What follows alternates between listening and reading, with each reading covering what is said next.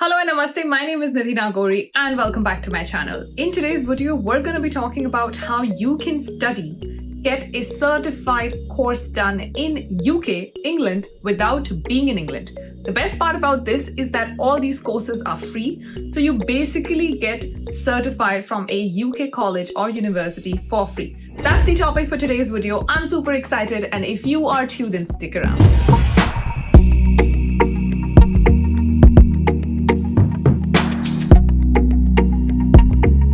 Let's take a step back and talk about what's happening in the UK. As we all know, Brexit has happened, which means England, Britain, is not a part of EU anymore. This means that EU nationals who want to work in the UK need a specific visa. What does it mean for people from India or people from other developing countries? Well, it obviously means that the number of opportunities for us are expected to go up. If you've been following the recent trends in the UK, then you know that there's been a recent shift, a whole paradigm shift, or so to say, in the immigration policy and the immigration census. So what really has been changing is that now Britain is making it easier for people to get work permits. That's because a huge part of their labor force used to come from EU. Now that they're not a part of Europe anymore, this means that a lot of the labor force has either gone back or needs a work permit.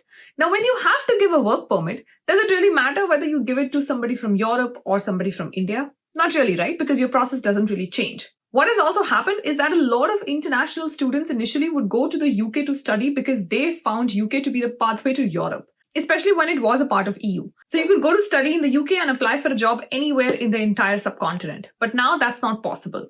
So because of this, UK has introduced a 2-year graduate work permit. If you go to study in the UK, now you can get a 2-year work permit and you can stay on in the UK. Also, they've liberalized their immigration in the sense that now they have introduced a points-based PR system. Yes, UK has introduced a permanent residency system. It is points-based, so it really depends on your age, qualification, job, etc., much like Canada.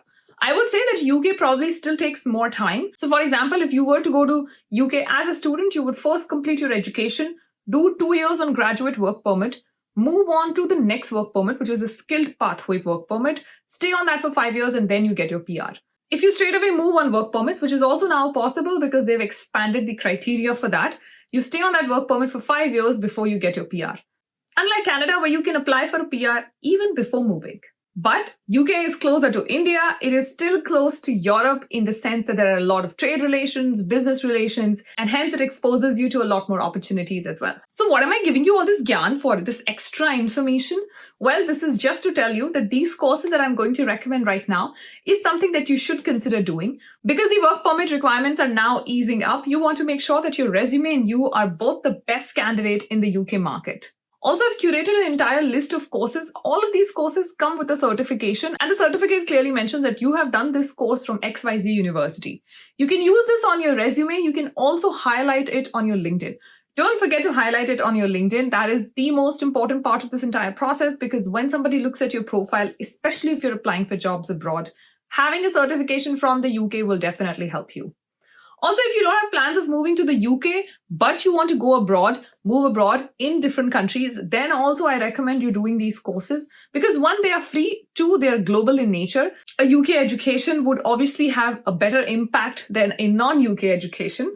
And 3, because you'll get an experience that you've never had. Because these courses have been built in a different country, in some amazing universities, this is something you should definitely try. Now let's talk about the universities that I'm picking up these courses from. So there are 4 total universities that I'm picking up these courses from. And I'm so glad that they actually came out with free courses. The first one is King's College London. The second one is University of Reading. The third one is Lancaster University. And the fourth one is University of Leeds. So what topics do these courses cover? Well, these courses are actually very, very wholesome. So it would cover a variety of different topics, whether you're from finance, whether you're from IT. There's also a lot of upcoming tech fields like big data, AI, etc. that is also being covered in these courses. The reason why these universities came out with these free courses is to attract more students. They want to give you all a taste of what it is like to study in their premises, and they want you to experience their curriculum that they've built with so many years of experience. The list of courses is down in the description box, so you can go check it out. Let me know how you like them. Now let's come to some of your questions. I know you're wondering if this will count towards job application in the UK. Well, 200% it will, because these universities are from UK itself. So you do stand a better chance when compared to a candidate who does not have these certifications, because you technically are locally qualified, which means you've gotten local education.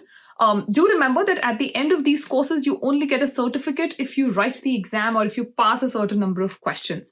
I'm not sure how tough or easy that is because I've personally not done it. I know some people who've already taken these courses and they've recommended it, so I'm guessing that it'd be fine. So I would tell you that if you are starting these courses, just keep it in mind that this is like studying for any other course. You will have a very short, easy, maybe question type exam at the end. It could be MCQ, so it won't be like a whole written exam where you're writing paragraphs. It'd probably be some multiple choice, but I think it's best to get that done because that'll give you a certificate. Any employer in the UK who looks at this certificate knows that you've not only completed the education part of it, but you've also taken the exam, because that's how these certificates are given. They're only given on the basis of exam.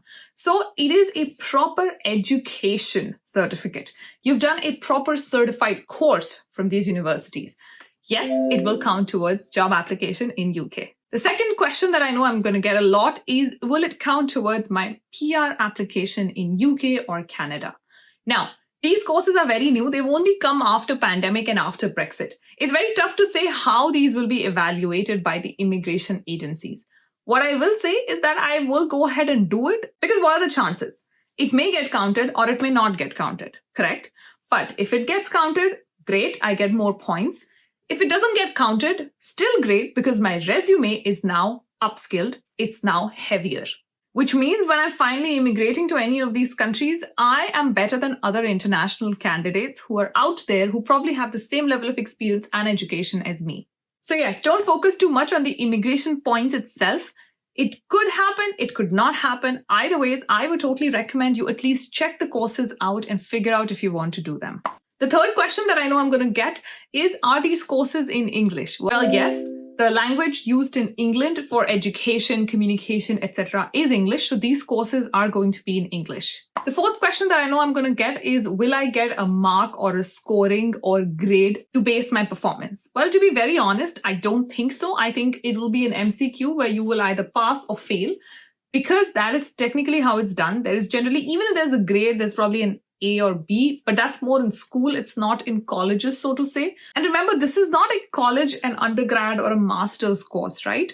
This is a certification course. So I don't think that there will be scoring or grading or giving you like a 60% or 80%. I think you'll probably pass or fail. If you fail, you don't get the certificate.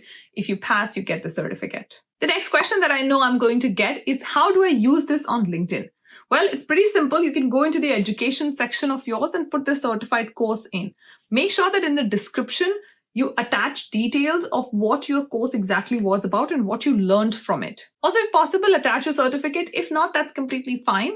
But make sure you add in the details and also make sure that you add that you've already gotten a certificate. The other smart thing that I suggest you do is, once you're done with this course, go and make a LinkedIn post about it.